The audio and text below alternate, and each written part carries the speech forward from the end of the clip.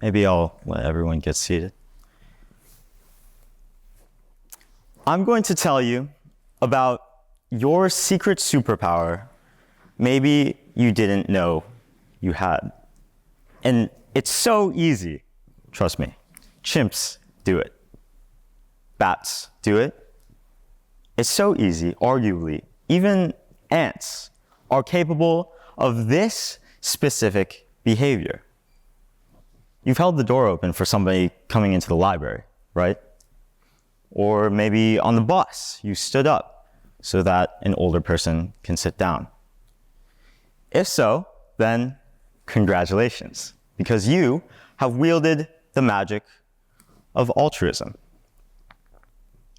But I know there might be some cynics in the crowd. You're out there, and you might say that altruism doesn't really exist, and we only really do good things to make ourselves feel good, morally. But there are plenty of examples of people risking their lives for others, enduring pain and challenge to make someone else's life easier. So, no, I don't think that altruism is some type of moral palliative. I believe that it's an instinct. It's biological. I said that, well, ants do it, bats do it, chimps do it, dolphins do it, but importantly, they don't do it as well as we can. And that's why it's our superpower, right? Genetic kinship is the key to what allows us to unlock this power of altruism. But in some ways, the cynics are right. Because there's a few things we need, ingredients almost, that are required in order for altruism to exist. Altruism demands specific environmental factors. And there are different types of altruism as well. Some are stronger than others. All right, this is where it gets complicated, but please bear with me. All right, first of all animals, humans included, are significantly more inclined to act selflessly for their family. In the animal kingdom, altruism is particularly powerful when there is something called consanguinity, or a blood relation. This is called kin altruism. Organisms act altruistically for their family in order to help their genetic material get passed down. Without genetic kinship, organisms lack the biological drive to act selflessly. And this phenomenon is called Hamilton's rule. Now, this quaint little inequality represents the relationship between familial relatedness and altruism. However, even without genetic kinship, humans are capable of expressing altruistic behavior. We are uniquely capable of acting independent of Hamilton's rule, and that's why it's our superpower. Because of our uniquely manufactured social fabric, the biological basis of altruism is complicated. Social kinship can often act as a stand-in for genetic kinship, right? And so humans, us, we're able to act selflessly for strangers, even without expecting anything in return. So to recap, we have genetic kinship, which is the strongest motivator of altruism, and we have social kinship, a weaker motivator. But lucky for us, we are able to leverage both. And it's puzzling, because evolutionary biologists, philosophers, and neuroscientists still don't understand how it works, but it happens. Humans seem to be born functionally altruistic, biological rule breakers. However, just as we can encourage altruism by building social bonds and building social kinship, we can just as easily discourage caring for one another when we are isolated or we break those social bonds. I'll show you an example, one that interrogates the neurological cause of this. Let's take our story to the University College of London. So, using an fMRI machine, researchers track blood flow in the brain in order to evaluate the neurological responses of experiment subjects to seeing images of homeless people. Significant findings were identified in the medial prefrontal cortex. So this is a portion of the brain that controls for social cognition and theory of mind. But those are just two fancy words for empathy. Activity in the medial prefrontal cortex, or MPFC for short, predicts altruistic behavior. So what does this mean? Essentially, more MPFC activity means more empathy, means more altruism. This being said, however, the paper does state that people experiencing homelessness as stimuli detected reduced MPFC activity. When the subjects saw images of homeless people, they felt less feelings of empathy and social familiarity. Why? Well, the study cites that people in different dire socioeconomic conditions are seen as an other. When the subjects saw the person in the image, they saw not a person, but a nameless and faceless member of an outgroup. This is called group-based discrimination, and it results in us flattening the identities of people we don't know. The lack of MPFC activity reflects the lack of feelings of familiarity and kinship. And it's especially dangerous in this case because it makes not only homeless individuals, but the broader problem of rampant poverty that much easier to ignore.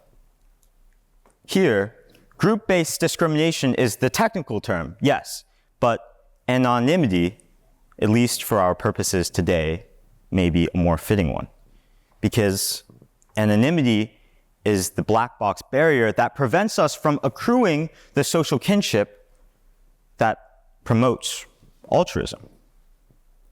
Okay, but to be clear, I am not an evolutionary biologist, and I'm not a neuroscientist either. Surprise, surprise. But I do believe that the makeup of our social fabric can deeply influence the way that we care for one another, especially when the curtains are down. Deep community bonds, I think, can trigger acts of altruism and, in some rare cases, even sacrifice. In 1950, my own great-grandfather was a pastor in Korea during the Korean War. He was ordered to close the doors to his congregation because the North Korean government saw Christianity as a weapon of the West. But he refused to let his community down, and ignoring the protests of his family, which was my grandfather and his 8 siblings, he opened his doors and he was arrested, but no one in my family saw him again. My great-grandfather believed in these values, right, of free speech and dissent. Maybe a lot of you guys would agree. His sense of kinship with his congregation was so strong that he was emboldened to commit an act of civil disobedience that would bar him from seeing his biological family ever again. But these patterns of social kinship, which catalyze such acts of bravery, are changing rapidly. We no longer take the same time, care, patience when getting to know one another. Today, there are 4.8 billion social media users worldwide. So that would be this many dots if each dot was 1 million people, right? By its nature, social media is designed to encourage high anonymity and low commitment interactions. So as a result of this, today we've landed in a period of polarization and trauma born from this war between kinship and anonymity. Instead of broadening the borders to our communities, we've decided to silo ourselves in narrow and digital tribes. But I still confidently feel that there's hope. Our best shot at dispelling this veil of anonymity that prevents us from seeing each other and caring for each other is through civic engagement, through being more present in our communities. The Scouts programs, Red Cross, PTAs, and service clubs have all seen decreases in membership over the past 4 years. What can we do about that? To start, we can support small businesses. We can donate blood. We can visit libraries, and we can volunteer at forest preserves, and we can go bowling, and we can go ice skating, and we can invite friends over for dinner and host block parties and say hi to the girl in the Thai restaurant that you go to. Because these informal social connections that result from us interacting with others face to face are the single best predictor of volunteerism that exists. And they're critical to our health. People who are more actively socially involved are more likely to volunteer and more likely to conduct acts of service for their community. And they're happier for it. Altruism is not, connected to social kinship via mystical forces. Kinship is something that we can build. But it's here where the COVID-19 pandemic set us back the most, arguably.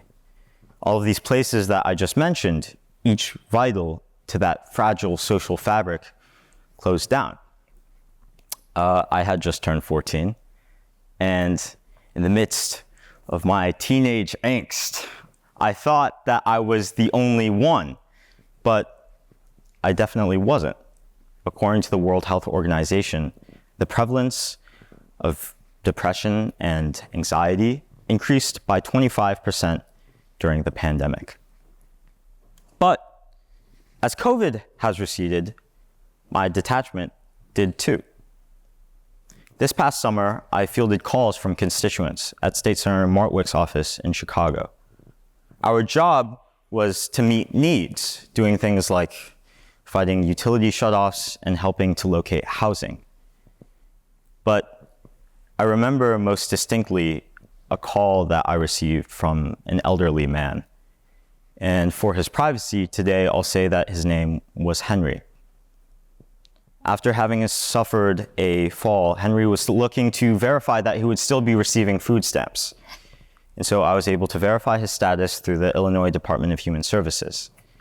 But while we talked on the phone, he told me about the barriers he faced to receiving adequate treatment to the memory issues he had developed as a product of the fall. He didn't have a car, so he had to take public transit in order to get to the hospital.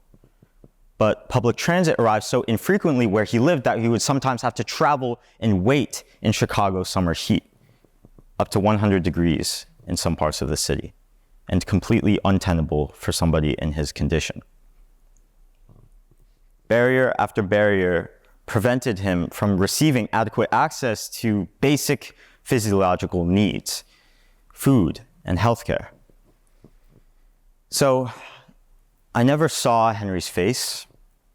That veil of anonymity prevented me from helping him faster, or maybe from helping him earlier. But I think that I remember him because his voice was soft, like my grandfather's, after he had suffered a similar fall. So I think back, right? I have felt only a shadow of the grief that my grandfather has. I can't even imagine what it felt like when he saw his father for the last time. And I've done only the tiniest fraction of good that my great-grandfather did on that one day. So, at least for this day, let him not be anonymous. My great-grandfather's name was Kim Dong-chul, and this is him. But at this point, I speculate, because I'll never be able to quite ask him why he did what he did that day. But Charles Darwin had the idea that acts of altruism are the simple result of an overpowering moral urge. Darwin says, such actions as the above appear to be the simple result of the greater strength of the social or maternal instincts rather than that of any other instinct or motive, for they are performed too instantaneously for reflection. So I hope that our time together today has convinced you that altruism is not a lofty aspiration, nor is it a philosophical abstraction. It's a collection of small moments and a decision to stand up for those at the margins of our communities. According to Darwin, it's our greatest strength, one that makes us lose our fear and hesitation, our superhuman affinity for kindness, which makes us human. So I really, really believe that if we try, we can expand this definition of kin and do more with this power to connect with and help others, to build community and find meaning through civic engagement and altruism. Thank you.